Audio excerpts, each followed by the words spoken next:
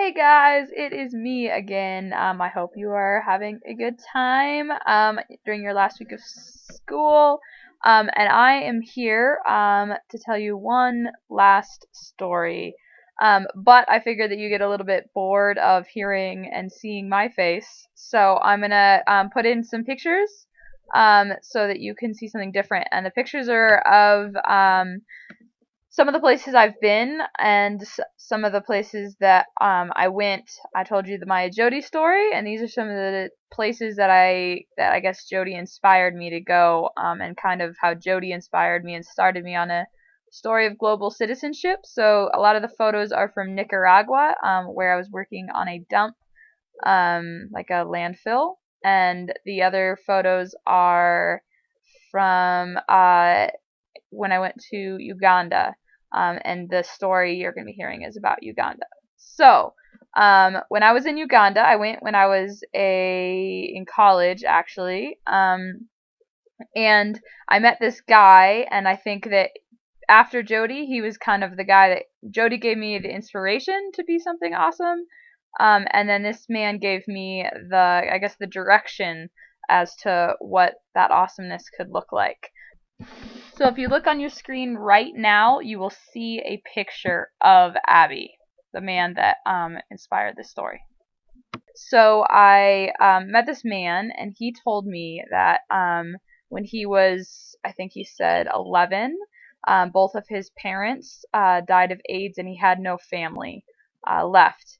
And so before his parents passed away, they told him one thing, and they said, Abby, his name was Abby. Abby, you can do anything with what you have. And I said that it doesn't matter if it's physical or whatever, like, know what you have and make something and use it for good.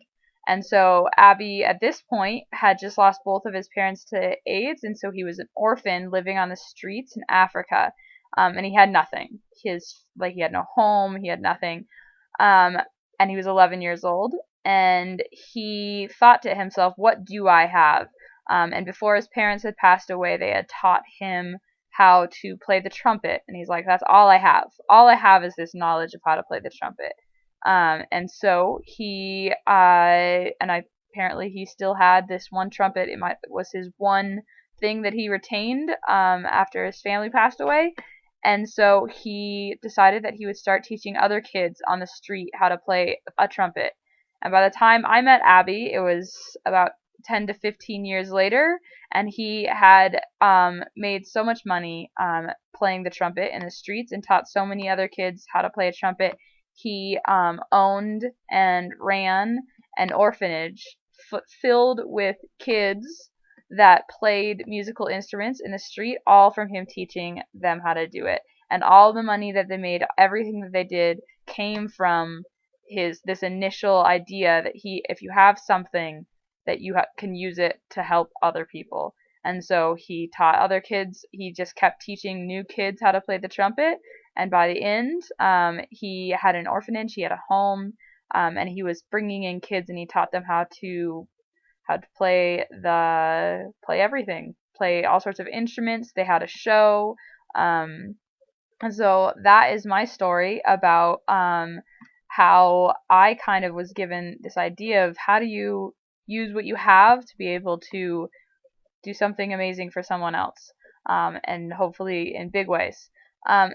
So that is the first story. That's the trumpet story. And it kind of, when I was traveling, I ran across another organization that I'm going to show you a short video of that comes from this same idea. So you get to hear a little bit about another really cool story that kind of combines all of the pictures you've been seeing, and all of the ideas you've been hearing about. All right, thanks. Bye, guys.